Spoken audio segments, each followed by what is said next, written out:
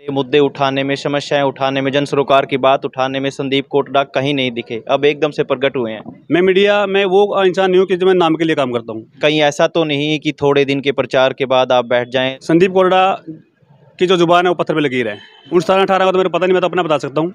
मैं 100% आने वाला विधानसभा इलेक्शन कंटेस्ट कर रहा हूँ। प्रियंका गांधी जी के साथ मैं टच में हूँ। टच में है तो टिकट की बात क्यों नहीं फाइनल हो पाई? मैं ऐसा इंसान नहीं हूँ कि मैं टिकट की लाइन में लगूँ। मैं रामपाल माजरा में आज़ाद चुनाव लड़ने का दिल है ही नहीं है। वो 100% इसलिए दबाव बनाने की कोशिश कर रहे हैं कि कौन कौन पार्टी उनको टिकट दे दे। मैं लिख के देखता हूँ रामपाल माजरा आज़ाद चुनाव बिल्कुल नहीं लड़ेंगे। मैं आज को आपके सामने आज ही अनाउंस कर रहा हूँ, 7 जुलाई को कलायत के नाज़ में बहुत बड़ी रैली करूँगा। नमस्कार, आप कैथल वैग न्यूज़ देख रहे हैं। मैं हूं अजय। कलायत विधानसभा जैसी सीट अपने आप में हॉट है और हर पार्टी के अनेक टिकटार्थी यहां मौजूद हैं। कांग्रेस में भी कई टिकटार्थी हैं और भाजपा में भी कई टिकटार्थी हैं, लेकिन अब निर्दलीयों ने भी बाजी मारनी शुरू कर दी है इस इलाके में। और इसके साथ साथ जब हम जैसे लोग 12वीं कक्षा में पढ़ते हैं तो केबल टीवी का दौर होता है और उस टाइम एक गाना चलता है कि गाम कोटड़े आड़ा हमने लागे सबसे प्यारा हो, भाई सत संदीप हमारा हो। एक गाना केबल टीवी के ज़माने में खूब चला था और उस समय में प्रत्याशी थे संदीप कोटड़ा जी, और आज फिर से वो प्रत्याशी है। मैं कहूँगा कि एक बार कैमरे के सामने ज़रूर आए संदीप जी। मैं आप ही से निवेदन कर रहा हूँ। तो अभी निर्दलीय के तौर पर हुंकार भर दी है कलायत विधानसभा से इन्होंने, और एकदम से ऐसे अचानक प्रकट हुए हैं कि भारी तो है ही, लेकिन अब ये देखना होगा कि कलायत विधानसभा की जनता इनको कितना पसंद करती है। बहुत बहुत स्वागत है। बहुत बहुत धन्यवाद आपका। हम मोटे मोटे तौर पर कई बार मुद्दे तो पूछ लेते हैं संदीप जी, लेकिन मैं जानना चाहूँगा कि आपका व्यक्तिगत जीवन कैसा है, कैसे आप, मेरे ख्याल से अभी फिलहाल वकालत कर रहे हैं, उससे पहले पार्षद भी रहे हैं और सुनने में माजरा के साथ थोड़ी बहुत अनबन की कहानी भी आती है। आप खुद ही बताएं आपका जीवन कैसा रहा। अजय जी, मेरा जीवन बिल्कुल सीधा ही रहा है। और मैं अपनी परिवार की बात करूं तो मेरे पिताजी पुलिस में हैं, श्री बलवान सिंह उनका नाम है, और बड़े ईमानदार और बड़ी नेक उन्होंने अपनी जॉब की है, और मैं गर्व है कि मैं उनका बेटा हूँ। परिवार में मेरी माता जी हैं, हम 3 भाई हैं, मैं सबसे बड़ा हूँ। और मैं अपनी क्वालिफिकेशन की बात करूँ तो मैं एमए इंग्लिश हूँ, LLB हूँ और LLM भी की हुई है। एक्टिव वकालत में भी हूँ।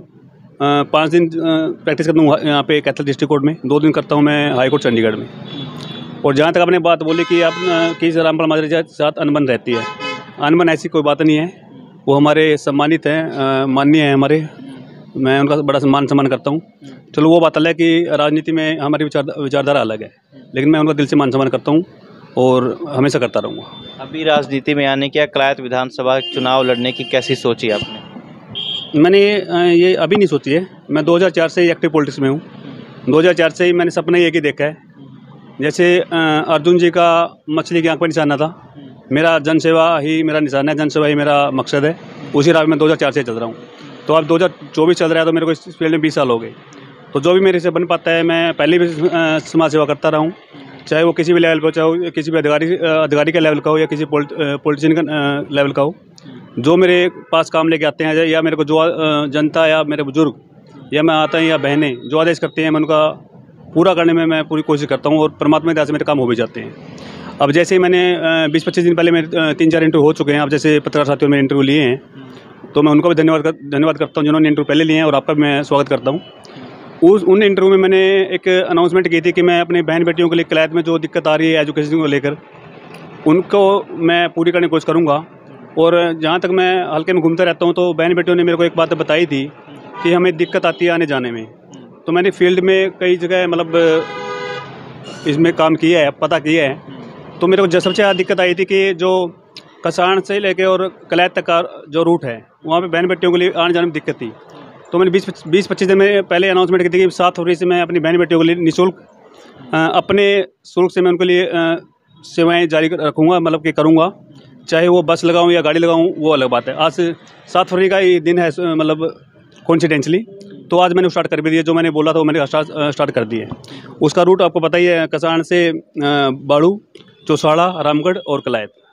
और आज मेरे कई बहनों के फ़ोन भी आए कि भाई आपका बहुत बहुत धन्यवाद कि आपने हमें जो वादा किया था वो पूरा किया है। तो मैं बहनों को कहना चाहूँगा कि आपका भाई हमेशा से ही आपके साथ रहे और आगे भी हमेशा साथ ही रहेगा। लोग कह रहे हैं कि आप एकदम से धरातल पे नज़र आए हैं, क्योंकि इससे पहले मुद्दे उठाने में, समस्याएं उठाने में, जन सरोकार की बात उठाने में संदीप कोटड़ा कहीं नहीं दिखे, अब एकदम से प्रकट हुए हैं। अजय जी, ये बात आप इसलिए कह रहे हो क्योंकि मैं मीडिया में पहले नहीं आया। धरातल पर मैं शुरू से ही रहा हूँ। मैं मीडिया में वो इंसान नहीं हूँ कि जो मैं नाम के लिए काम करता हूँ। मेरे को खुशी तब होती है जब सही में लोगों को फ़ायदा मिले, जो मैं कर पाता हूँ। तो मेरे चलो आपका स्वागत है कि आप मेरा इंटरव्यू ले रहे हो, लेकिन मैं कभी भी ये नहीं कहता कि मेरा इंटरव्यू लो, मेरे को मीडिया में आना है या मेरे को नाम कमाना है। नाम तो अपने आप हो जाएगा जब हम कुछ अच्छा काम करेंगे। तो मैं धरातल पे तो काम करता ही रहा हूँ। ये आई थिंक आप लोगों का नज़रिया हो सकता है कि मैं धरातल पर नहीं हूँ, आप ये कह सकते हो मैं मीडिया में नहीं हूँ। धरातल पे तो मैं शुरू से रहा हूँ और हमेशा रहूँगा। क्या मुद्दे होंगे संदीप के और किन मुद्दों को लेकर आगे की लड़ाई रहेगी? कहीं ऐसा तो नहीं कि थोड़े दिन के प्रचार के बाद आप बैठ जाएं? लोगों में कई तरह की बातें हैं। ये आपका सवाल है या लोगों का सवाल है? लोगों का सवाल है तो मैं बताना चाहूँगा मेरी सम्मानित जनता को, बुजुर्गों को, माताओं बहनों को, युवा साथियों को, प्यारे बच्चों को, संदीप कोरडा की जो जुबान है वो पत्थर पे लकीर है। जैसे आपने बोला कि आप अभी घूम रहे हो और इलेक्शन के साथ पास आएंगे तो शायद आप पीछे हट जाओ, तो मैं औरों को तो मैं नहीं पता। मैं आजकल आई थिंक जहाँ तक मेरे को पता है 17-18 कैंडिडेट हैं लाइन में, जिनमें पार्टी के भी हैं और आज़ाद भी हैं। उन 17-18 का तो मेरे को पता नहीं, मैं तो अपना बता सकता हूँ। मैं 100% आने वाला विधानसभा इलेक्शन कंटेस्ट कर रहा हूँ, और न केवल कंटेस्ट कर रहा हूँ, मैं जीत कर दिखाऊंगा, क्योंकि मेरी टीम पूरे हल्के हर एक गाँव में बनी हुई है। हर एक गाँव में मेरी 20-25 बंदों की टीम काम कर रही है, क्योंकि मैं 20 साल से ही अपने एक जो मकसद लेके चल रहा हूँ। अब जैसे जैसे चुनाव नज़दीक आता रहेगा, टाइम कम रहता चला जाएगा, आप लोगों का मेरा काम दिखता रहेगा धरातल पर। किस राजनीतिक पार्टी की तरफ आपकी आस्था है या झुकाव है थोड़ा बहुत? वैसे तो मैं तैयारी में तो मैं आज़ाद प्रत्याशी के रूप में कर रहा हूँ, लेकिन कहीं ना कहीं मेरी जो सोच है, जो विचारधारा है, वो कांग्रेस पार्टी से मिल खाती है। और प्रियंका गांधी जी के साथ मैं टच में हूँ। और लोकल लीडर की बात करें तो मैं रणदीप सुरजेवाला जी का मान सम्मान करता हूँ। मैं कहीं ना कहीं उनको अपना नेता मानता भी हूँ। अगर टच में है तो टिकट की बात क्यों नहीं फाइनल हो पाई? मैं ऐसा इंसान नहीं हूँ कि मैं टिकट की लाइन में लगूँ। मैं तो मेहनत करने में विश्वास करता हूँ, काम करने में विश्वास करता हूँ, जनसेवा में अपना विश्वास करता हूँ, लोगों के जो समस्याएं हैं उनको समाधान करने में विश्वास करता हूँ। यदि लोगों को लगेगा कि सही में हमारे कैंडिडेट है और हमारे नेता माननीय सुरजेवाला जी को लगेगा या हमारे नेता प्रियंका गांधी जी को और राहुल गांधी जी को लगेगा, तो अब अपने आप ही मेरे को बुला के दे देंगे। तो मैं टिकट की लाइन में अपने आप को नहीं मानता। मेरे में कुछ बात होगी तो मेरे को खुद बुला के दे देंगे। एक बात और निकल के आती है, अगर जातिगत समीकरणों की बात करें कि एक ही बिरादरी से अगर कई सारे कैंडिडेट होंगे तो कहीं ना कहीं भाजपा को उसका फ़ायदा ना मिल जाए, ये बात निकल के आती है। आपका मानना इस पर? मेरा मानना यह है कि जनता ने भाजपा का तो एक सीट नकार ही दिया है। भाजपा का तो कहीं नाम निशान आपको मिलने वाला नहीं है। और चाहे कुछ हो जाए, आप भाजपा की बात छोड़ो, कलायत में तो एक ही बात आती है। और जहाँ क्योंकि मैं जनता में जाता हूँ तो लोगों की एक ही आवाज़ है, एक ही सांस है, एक ही इशारा है। और एक नारा जनता ने दे दिया है आपकी बार कलायत हल्का में कि जन जन की यही पुकार, चारों घराने कलायत से बाहर। चारों घरानों में अब आप जिसका जो आपका सवाल था, बीजेपी भी आती है। तो अब की बार तो मन जनता बना हुआ है कि इन चारों घरानों को इस कलायत से बाहर करना है। और एक जो कलायत की जनता है वो देख रही है, कोई युवा साथी हो जो पढ़ा लिखा हो, जो उनकी समस्याओं को समझता हो, और ना केवल समझता हो, उनको समझ कर उनकी समस्याओं को दूर करने का प्रयास करता हो और करता भी हो। राजनीति के पुराने धुरंधर रामपाल माजरा, उन्होंने भी ऐलान कर दिया आपकी तरह कि वो निर्दलीय लड़ेंगे। किसी के पैर मेरे से इस उम्र में नहीं पकड़े जाते, मैं निर्दलीय ही चुनाव लड़ूंगा, आज़ाद लड़ूंगा। आपकी टक्कर तो सीधी होगी उनसे फिर? मैं तो टक्कर में किसी को मानता नहीं। मैं तो अपनी मेहनत में अपनी टक्कर मानता हूँ, तो अपनी मेहनत से मानता हूँ। वो इलेक्शन लड़ रहे हैं, उनका स्वागत है। और ना केवल उनका बल्कि जो भी 17-18-20 कैंडिडेट हैं, मैं सभी का स्वागत करता हूँ और सभी को अपनी शुभकामनाएं भी देता हूँ। तो मैं तो बल्कि जितने ज़्यादा कैंडिडेट आएंगे मेरे को उतना फ़ायदा लग रहा है मेरा तो। क्योंकि मैं रामपाल माजरा के मैं आपको बता दूँ, आज मैं इसका रामपाल माजरा जी कह रहे हो कि मैं आज़ाद चुनाव लड़ूंगा। मैं आपको दावे के साथ कह सकता हूँ, आप मेरे मीडिया सामने बोल ही रहा हूँ मैं, आप कभी भी आप निकाल के देख लेना, मैं रामपाल माजरा में आज़ाद चुनाव लड़ने का दिल है ही नहीं है। वो 100% इसलिए दबाव बनाने की कोशिश कर रहे हैं कि कौन पार्टी उनको टिकट दे दे। मैं लिख के देखता हूँ, रामपाल माजरा आज़ाद चुनाव बिल्कुल नहीं लड़ेंगे। कलायत के लिए क्या करने के इच्छुक हैं आप? कलायत में आज तक हुआ ही कुछ नहीं, सब कुछ करना बाकी है। कलायत तो बहुत पिछड़ा हुआ इलाका है। अब सबसे बड़ी बात करें तो हम एजुकेशन का सबसे बड़ा मुद्दा है। और एजुकेशन में वही फिर बात घुमा फिरा के बात आ जाती है मेडिकल कॉलेज पे। तो इसका सीधा दोष मैं पहले भी देता रहा हूँ, अभी दे रहा हूँ और आगे भी देता रहूँगा। हमारी माननीय मंत्री जी कमलेश डांडा जी, उनकी नाकामी रही है कि जो मेडिकल कॉलेज कलायत में आना चाहिए वो बाहर चला गया।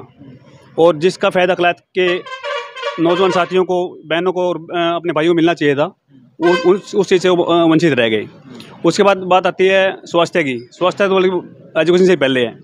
अब हम जब बातें करूं तो कलायत में, राजौंद में और इस इलाके में काले पीले बहुत ज़्यादा समस्या है। पीने के पानी की समस्या है, पीने का पानी की वजह से ही काले पड़ी होता है।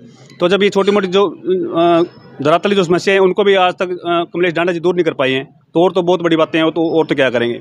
उसके बाद मुद्दा आता है सफाई का। आप किसी भी गाँव में चले जाइए, सफाई के मामले में बिल्कुल जीरो है। मतलब ये हमारा जो सरकार बिल्कुल जो है, जो तालाब हैं हर गांव में वो लबालब हैं गंदगी से।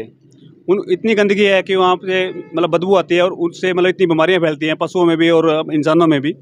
उसके बाद आता है मुद्दा, जैसे अभी हम बात कर रहे थे रोडवेज बसेज का। हमारी बहनें बेटी इतनी दिक्कत में है कलायत हल्का में, और हमारी माननीय मंत्री जी मतलब अपनी बस पैसे कमाने में वो लगे हुए हैं। मैंने पहले भी कहा है, और मैं नहीं कह रहा, कलायत की जनता ही कह रही है।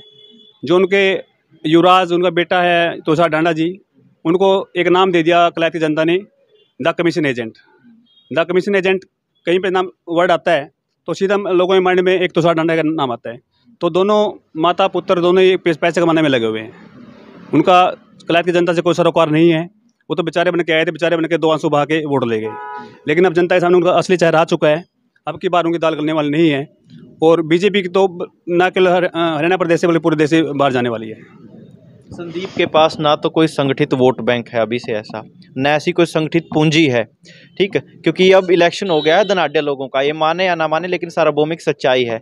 तो संदीप पर इस तरह से कैसे लोग विश्वास करेंगे, संदीप उनके तरह से कैंपेन कैसे रन कर पाएंगे फिर? आपने बहुत ही बढ़िया सवाल पूछा है और इसके लिए मैं स्पेशल थैंक यू बोलता हूँ आपको। जहाँ तक अपने बात बोली है कि धनाढ़ लोगों का समय आ गया है, जो जिन आप धनाढ़ लोगों की बात कर रहे हो, जो 4 राजघराने हैं, वो तो जनता का खून चूसते आए हैं, जनता का पैसे लूटते आए हैं। अब जैसे इलेक्शन आ जाएंगे वो तो फ़ोन कर देंगे कि आप 5 लाख आप यहाँ पे भेज दो, 4 लाख यहाँ भेज दो। मैं कैमरे के सामने आंख में आंख डाले बात कर रहा हूँ उन 4 राजघरानों नेताओं से कि संदीप कोरडा के पास पैसे की कमी नहीं है। संदीप कोरडा को लोगों का प्यार इतना मिलता है, इतना आशीर्वाद मिलता है कि यदि उन राजनेताओं को पैसे की जरूरत है तो संदीप कोरडा फोन कर सकते हैं कि हमें इतने पैसे की जरूरत है। मैं उनकी तरह जनता खून नहीं चूसता हूँ। मैं अपना मेहनत करता हूँ, अपने मेहनत से कमाता हूँ।